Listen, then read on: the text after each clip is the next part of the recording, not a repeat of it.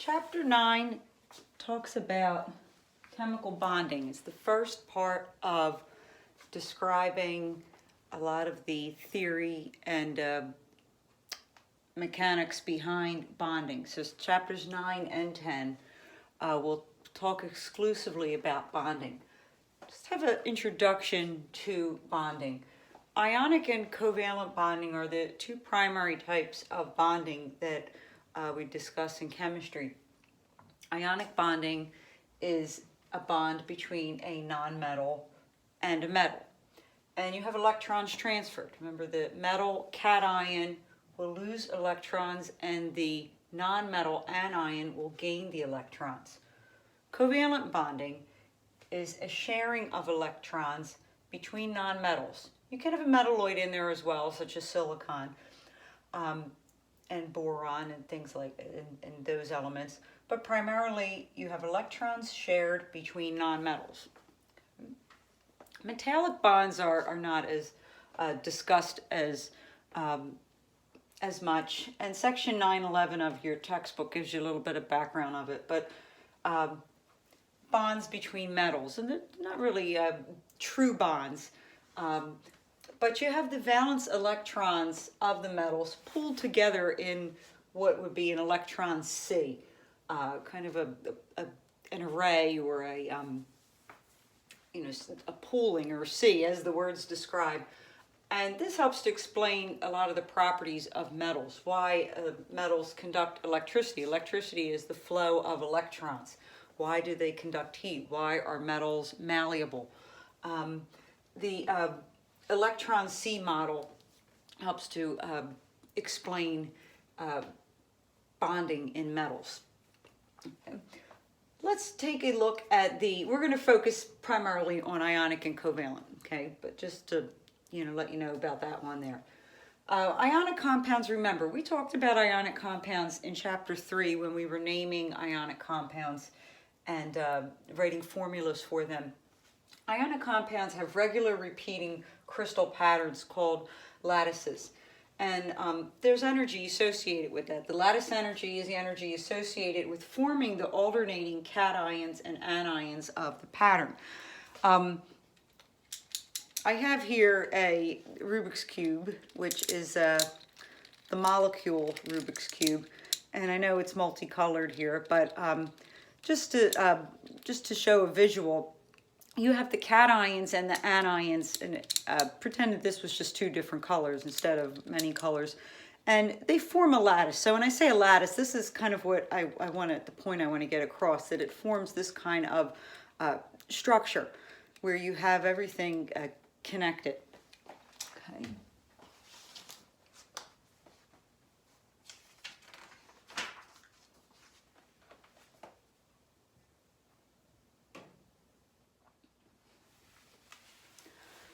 Whether an atom is participating in ionic bonding or covalent bonding, the atom wants to achieve or follow the octet rule.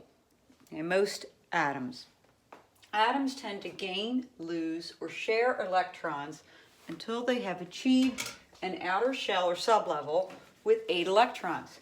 You say, why 8 electrons? In doing so, the atoms achieve an electron configuration identical to a stable noble gas. Now remember, the noble gases are in group 8A of the periodic table.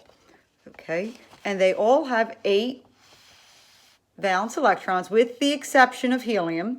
Okay, they all have 8 valence electrons. So in bonding, these atoms want to achieve the stability of a noble gas. Noble gases do not react with anything. Okay, so let's look, for example, let's look at sodium and let's look at chlorine. Sodium has 11 electrons. The electron configuration for sodium with 11 electrons would be neon core 3s1. When you have the sodium ion, it loses 1 electron. Okay, sodium is in group 1A.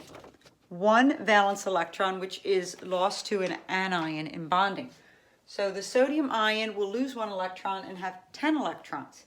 and it'll have a configuration that is the same, or we say isoelectronic, with neon. This is a Lewis dot structure, which we're going to be talking about in a little bit when we do Lewis structures, showing the one valence electron that sodium has, and that when it becomes an ion, it will lose that in transferring.